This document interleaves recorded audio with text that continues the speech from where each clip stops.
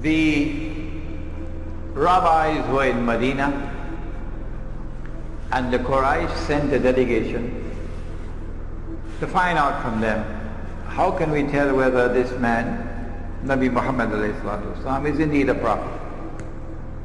The rabbis had asked him 3 questions, which only a prophet can answer.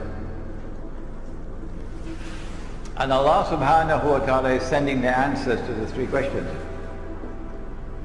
One of the questions was, ask him about the great traveler. Ask him about the great traveler who traveled to the 2 ends of the world.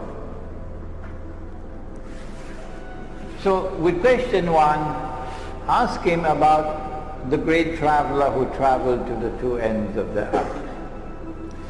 And we are told that this traveler is called Zulqarnain, the one who possesses 2 qarns. And qarn can mean a horn, so qarnain will be 2 horns. And qarn could also be an age or an epoch, a time. So qarnain will be 2 ages. So this is a man who is either of 2 horns or impacts upon 2 ages. قُلْ سَأَتْلُو عَلَيْكُم مِّنْهُ ذِكْرًا. I am going to tell you something about him which must be remembered. إِنَّا مَكَّنَّا لَهُ فِي الْأَرْضِ وَآتَيْنَاهُ مِنْ كُلِّ شَيْءٍ سَبَبًا. Behold, we established him on earth securely, with the power and with the means, with the capacity and the knowledge and the right means to achieve anything that he might set out to achieve. And so surely a superpower, not an ordinary power, a superpower. فَأَتْبَعَ سَبَبًا.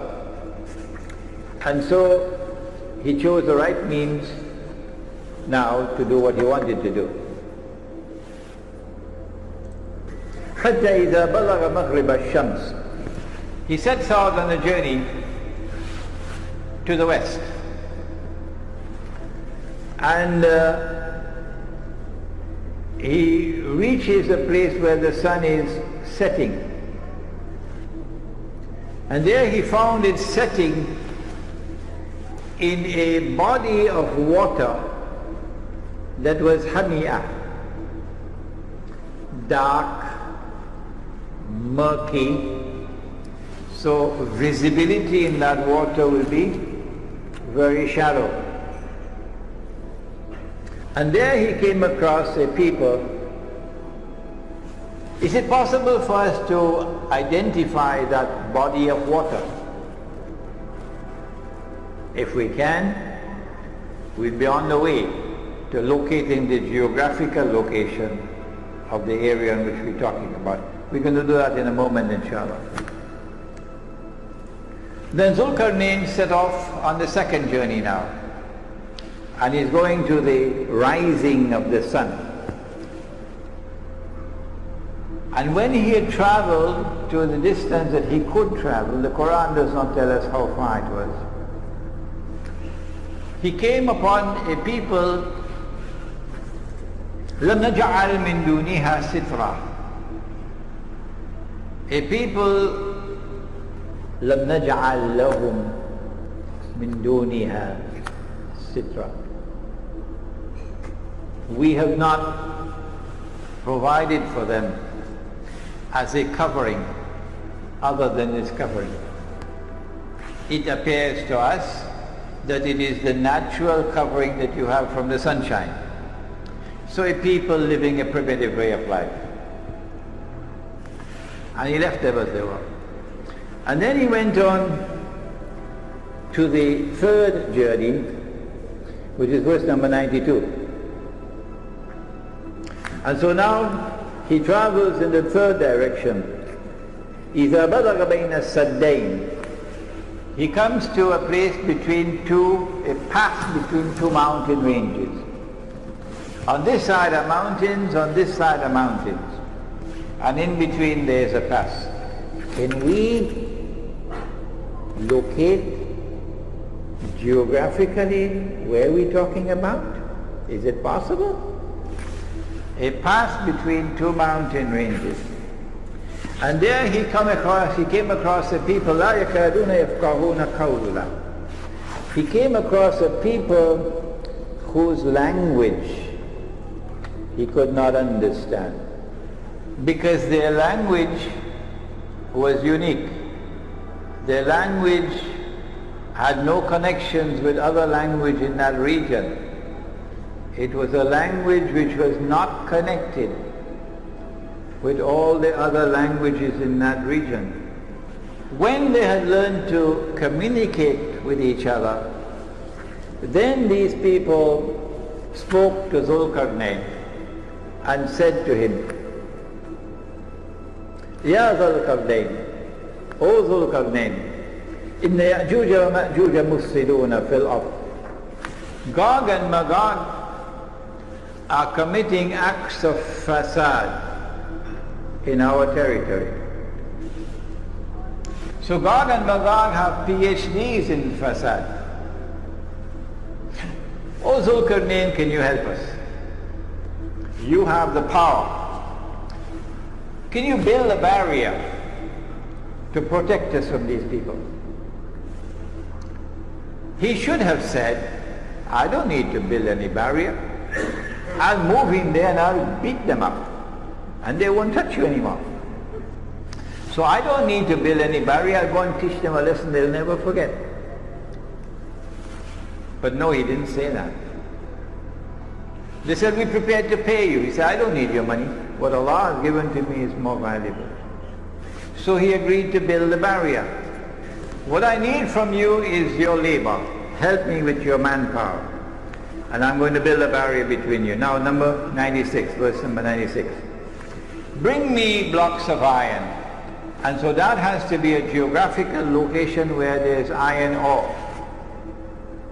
It has to be a geographical location where there are mountain ranges and a pass between the mountain ranges.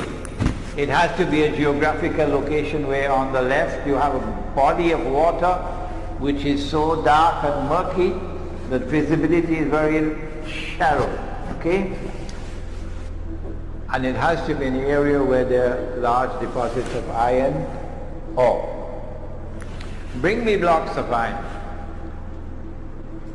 And after he had covered the pass with blocks of iron, he said, build a furnace, blow with your bellows, and now bring me molten copper. So he poured the molten copper, and the engineers, we have an engineer here, tells me that this is to prevent rust. And after he had built the barrier and covered it, the Quran speaks, it changes from the word saddain to use another word, sadafain. In verse number 95, Atuli Zubar al-Hadid hatta iza sawa bayna sadafain. Previously the word used was saddain, but now the word used is sadafain. Saddain is two barriers, two mountain ranges. But sadafain is something else. It is like the two sides of a shell. We're going to have some pictures like this now. The two sides of a shell. You've been to the seashore.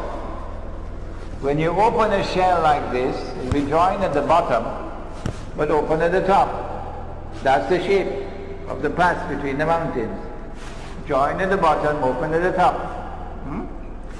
So when he had blocked off this space, this sadafain, now the molten copper is put on it, and then Gog and Magog could neither scale the barrier nor could they penetrate it, so they are now trapped behind the barrier. And so Zulkarnain now says, هَذَا رَحْمَةُ مِرَبِّي. This barrier is constructed in consequence of Allah's kindness and grace. فَإِذَا جَاءَ وَعْدُ رَبِّي. But when that time comes of which my word has warned, إِذَا فُتِحَتْ They will not return to reclaim the town as their own until إِذَا فُتِحَتْ, until Gog and Magog are released.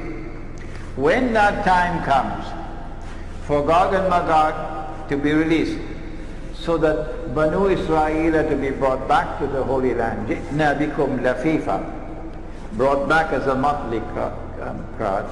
At that time, جَعَلَهُ دَكَّا, Allah is going to bring down this barrier and it become dust. Now let's turn to the pictures and see whether we can locate.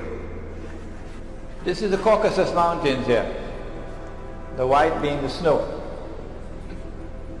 And on the left side there is a body of water which is so dark and so murky with so much algae in it that it has been given a name. And that name has been there with it for many, many, many years. Even the time of Ibn Kathir. It's called the Black Sea.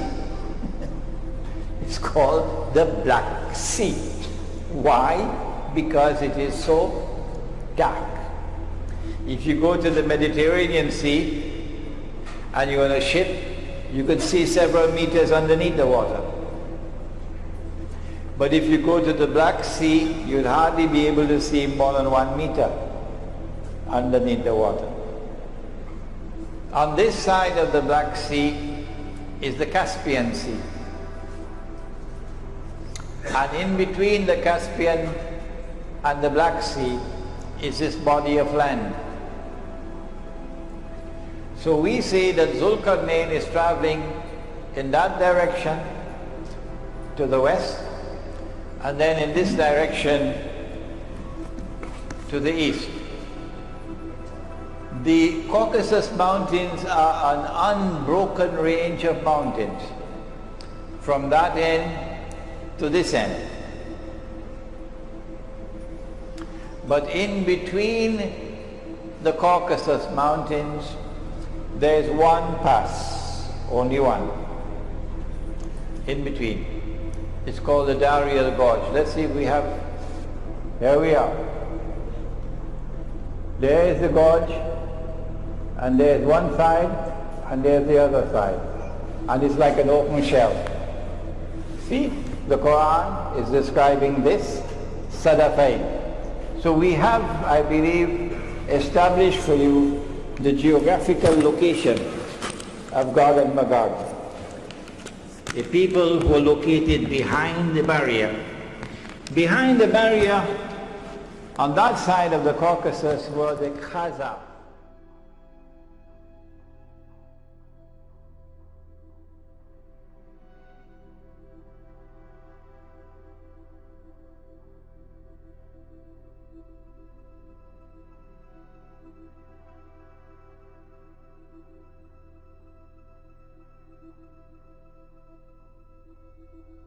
On that side of the Caucasus were the Khazar, a tribe of people who converted and became Jews.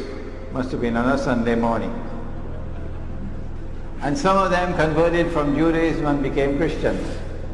Must have been on a Sunday evening. So you have Khazar who are Jews, and you have Khazar who are Christians. But they did not become Jews because of religious conviction. They became Jews as a matter of political convenience. So they don't particularly care for Torah and for the laws of diet and so on. So these are people who are Jews as a nation, but not as a religion. Huh? A nation, not a religion. These are the people who today control power in the world. Who are Gog and Magog?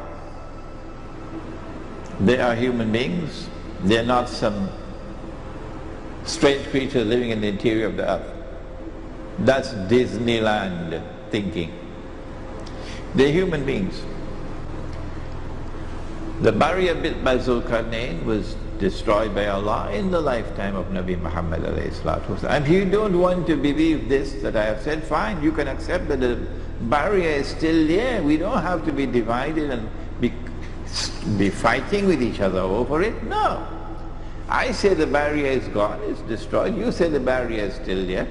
So why do we have to be fighting and dividing ourselves with each other over this? All I'm saying is, if the barrier is still standing, why aren't you searching for it? I think there's a question of credentials here. If a barrier built by Zulkarnain mentioned in the Quran, a geographical reality mentioned in the Quran, is still standing on the face of the earth, not buried beneath the surface of the earth, what kind of Disneyland thinking is that? If it is there standing on the face of the earth, why are you not searching for it?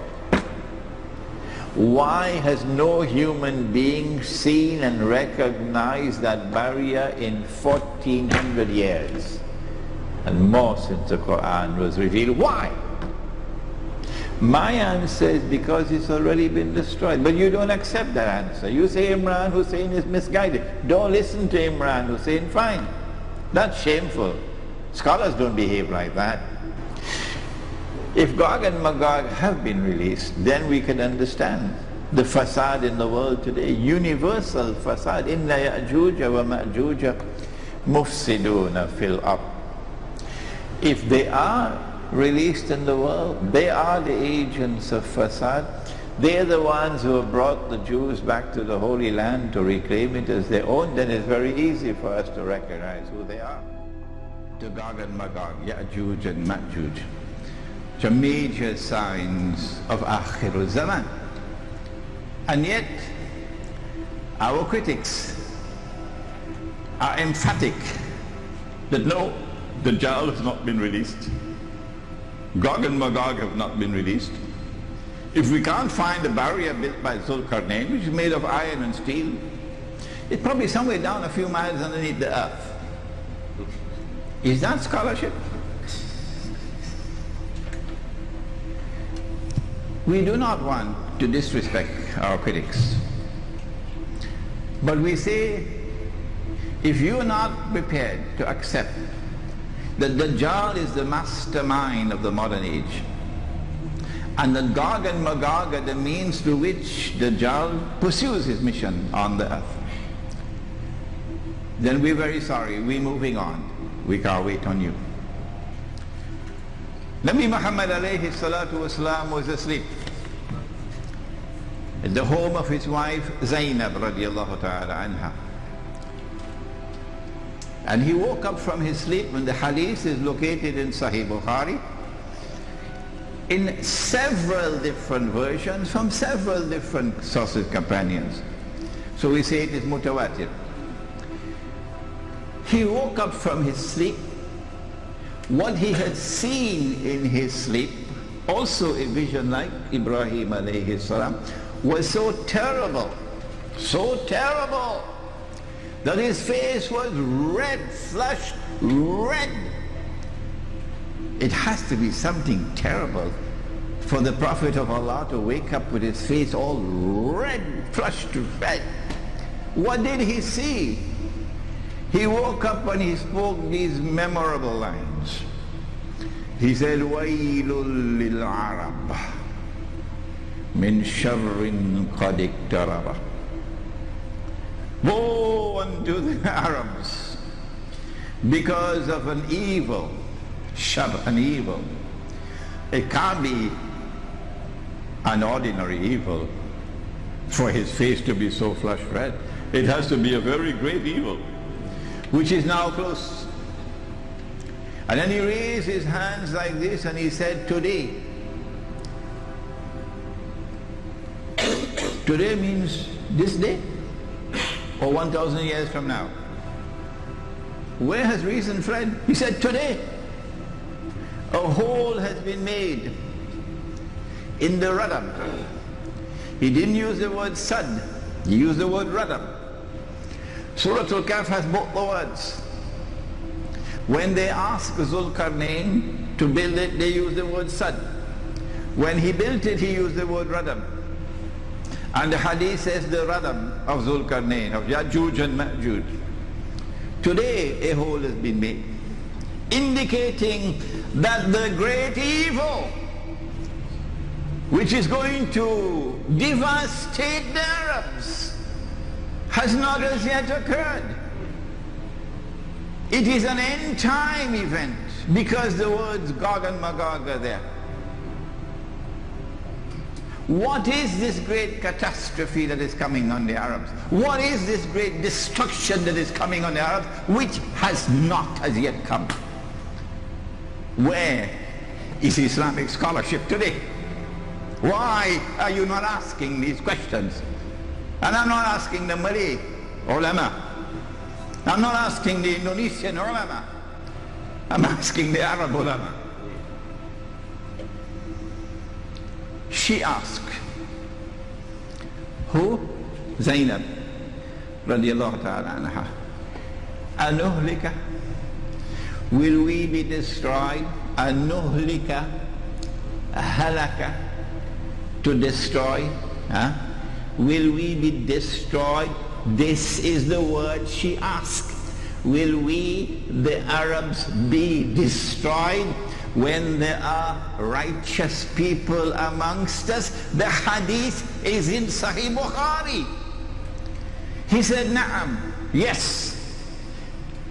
And then he went on to use words I never understood until recently, until I saw the pathetic state of Islamic scholarship today, and the even pathetic state of those who lead Muslims today. He said, إِذَا كَثُرَ الْخَبَثِ, when the scum prevails, then it will come. And today, the scum prevails. They have eyes and yet they cannot see. They have ears and yet they cannot hear. They have hearts and yet they do not understand. أُولَٰئِكَ كَالْأَنْعَامِ بَلْ هُمْ أَضَلُّ بَلْ هُمْ أَضَلُّ. They're worse than cattle. They're the scum. And when the scum prevails, then the destruction of the Arabs, not the Malay, not the Turks, the Arabs will take place. But I want to take you now back to that spot in the Caucasus Mountains, because we want to fine-tune our attempt to identify Gog and Magog. It is not sufficient to say that Gog and Magog are the European Christians and European Jews. No, because amongst the European Christians and European Jews, there will be those who become Muslims, there will be those who are our friends and allies. Do not make the mistake. We have to look for a people who will eventually be moving from that northern area and moving towards Jerusalem.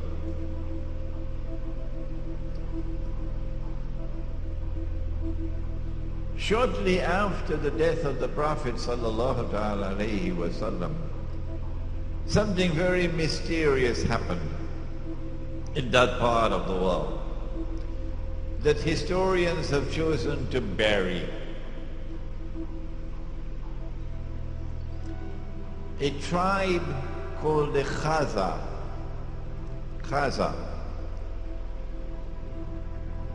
chose to embrace Judaism.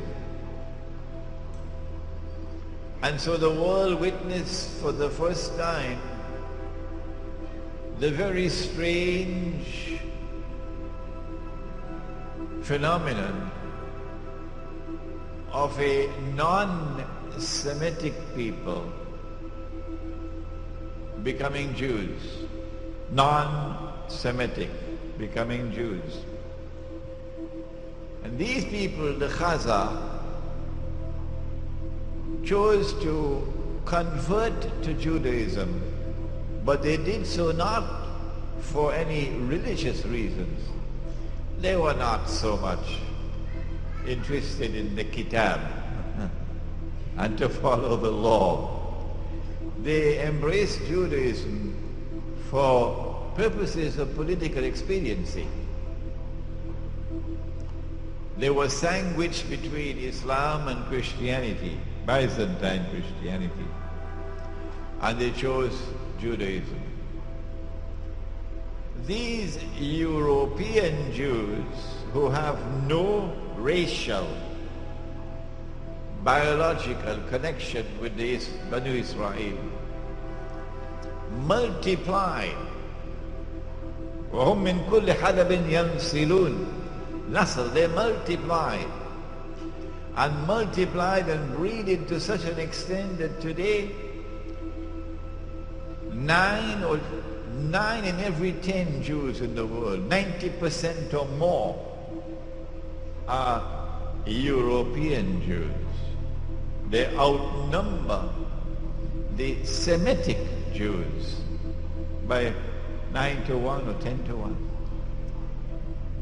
These European Jews, if you look at the list of names of Nobel Prizes for science, for literature, would you name it, you will find that these are people who far exceed the rest of mankind in their intellectual brilliance, in their academic achievements, in their scientific research.